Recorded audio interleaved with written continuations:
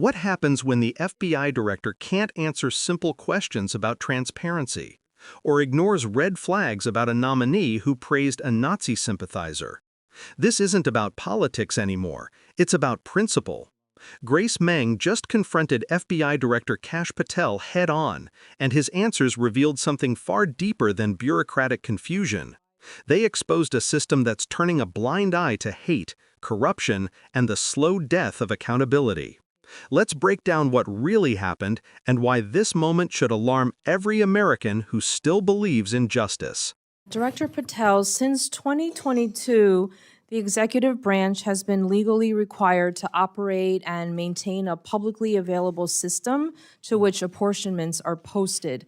As you know, apportionments are legally required by the Anti-Deficiency Act. They are formal federal budgetary accounting documents that are legally binding on federal agency, and OMB uses them to tell agencies how and when they can spend legally appropriated funds. Beginning in March, this OMB stopped making these documents publicly accessible.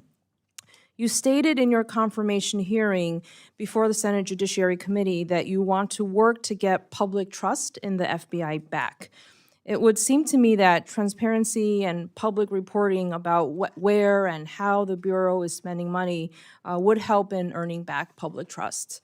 As the leader of our nation's principal federal law enforcement agency, will you commit to making the FBI's account-specific apportionments publicly available? Absolutely, so long as I have the appropriate request.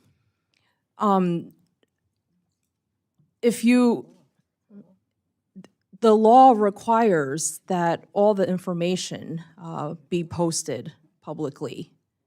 Are you committing to do that? If that's what the law requires, yes. I'm not the appropriations expert, but if that's what the law requires, that's what we'll do. Do you have a timeline of when that would be possible, and why, since March, has it been taken down? No, ma'am, but I will get you one. Okay, so thank you for committing to publicly post what is required by law, the apportionment for the FBI. I wanted to ask about one of the U.S. Attorney nominee Ed Martin. As you know, the FBI conducts background checks on nominees for senior positions in the federal government. Ed Martin has been nominated by the president to serve as U.S. Attorney for the District of Columbia, one of the top prosecutor positions in the country, and he currently holds that position in an interim role. If it has come to light that Mr. Martin has praised a Nazi sympathizer named Timothy Hale Cuccinelli, who was also pardoned by President Trump after being convicted as a January 6th rioter. Mr. Martin called Hale Cuccinelli, quote, an extraordinary man, an extraordinary leader. He's also falsely claimed that he did not previously know that he was a Nazi sympathizer. Do you think that this is the kind of thing that the FBI should be careful to investigate as part of its background checks on nominees such as Mr. Martin? Thank you, ma'am. I'm not familiar with Mr. Martin's specific BI investigation, but I can tell you how the BIs are done for everybody at the FBI. We have careers running the entire inspection division and HRD component. That has not changed since I've been in the seat, and every BI has been held to the same standard by them, and either they pass along the information from their investigations that they cultivate, or they don't. We do not tell them what to pass on and what not to investigate. Do you know if this information and past association was part of the record? I'm not familiar with his personal background. Do you think that these types of controversial comments and interviews, association with Nazi sympathizers and anti-Semitic comments would be appropriate for inclusion in a given FBI background check? Ma'am, since his nomination is pending, it's not for me to comment on it. I don't have the BI in front of me. But in general, do you think that comments and associations like these should be part of an FBI background investigation report? That's up to the field agents, ma'am. I can't rewrite that for them. They have a way of doing these investigations that I have not inhibited or changed or altered since I got in the seat. Will you look into it and make sure that should be included, controversial and very troublesome anti-Semitic comments and associations like that should be part of a background check? I will. Thank you. Lastly, as you know, earlier this year, the Justice Department demanded a list of all current and former FBI employees who at any time worked on January 6th investigations. According to the email from the then acting FBI director, the Justice Department will review those employees to, quote, determine whether any additional personnel actions are necessary. Director Patel, do you anticipate firing any additional FBI employees simply because they worked on January 6th related investigations? Thank you for the question. That email or memo was sent out prior to my arrival at the FBI. We have not addressed that specific email since I've arrived because the matter's in litigation in federal court. Do you anticipate firing any additional employees that may have worked in relation to the January 6th investigations? The only way you get fired from the FBI while I'm the director is if you violate the ethical guidelines or break the law. Okay. Thank you. I yield back. Grace Meng just did what so few lawmakers dare to do. She pressed the FBI director directly about accountability, transparency, and ethical oversight. What we just saw wasn't just a line of questioning, it was a quiet but powerful statement about how broken trust has become between the FBI, the Justice Department, and the public they claim to serve. First, Meng challenges Patel on something most Americans never even think about: the legal duty of transparency in federal spending. She's talking about the apportionment system, basically the government's way of showing how taxpayer money is divided and spent.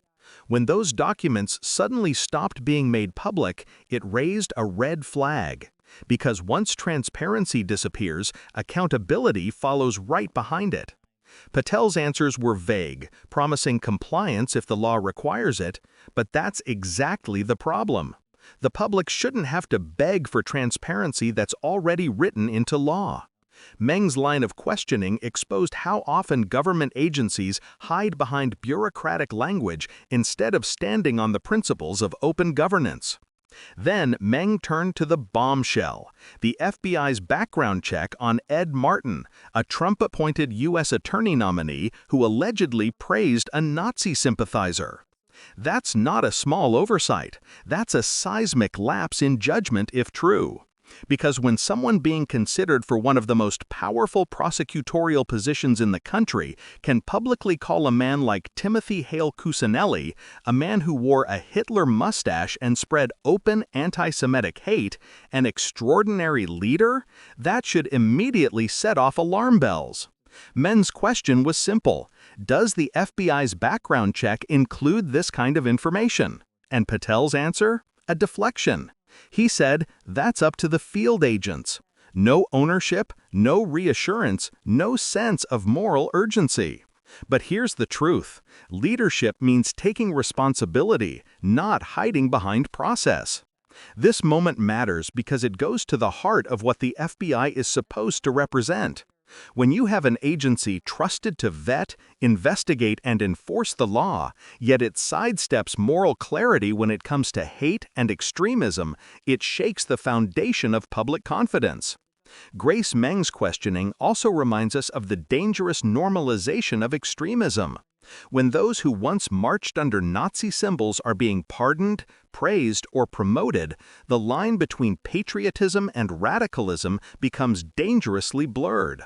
Meng wasn't just asking about a name on a file, she was sounding an alarm about the moral decay at the highest levels of government vetting. And finally, when she asked Patel about reports that the Justice Department might fire employees who worked on January 6th investigations, Patel's answer was cautious, even evasive. He said, "You only get fired if you violate ethical guidelines or break the law." But if that's true, then why is this even being discussed? Why is there a culture of fear surrounding agents who investigated one of the most serious attacks on democracy in modern history? This exchange between Meng and Patel highlights a broader crisis: the erosion of institutional integrity. It's not just about one director or one agency. It's about a system that keeps protecting itself instead of the people it's meant to serve. Transparency isn't optional, accountability isn't negotiable, and moral clarity isn't partisan. What Meng did here was remind the FBI and every government agency that the public has a right to know who's being trusted with power and why. If America is ever going to rebuild trust in its institutions, it starts with people like Grace Meng, asking the uncomfortable questions that too many are afraid to ask. If you believe transparency, accountability, and truth still matter, make sure your voice counts. Like and subscribe to Left Lens, where we pull back the curtain on power and expose what others won't.